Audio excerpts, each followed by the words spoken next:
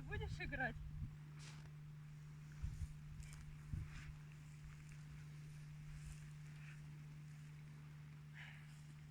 Это тебе не Барбочка.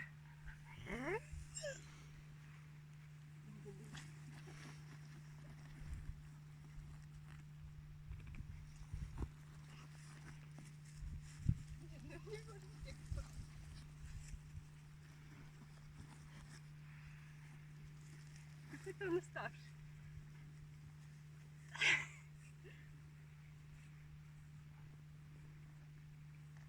Что они такие? Не играют так.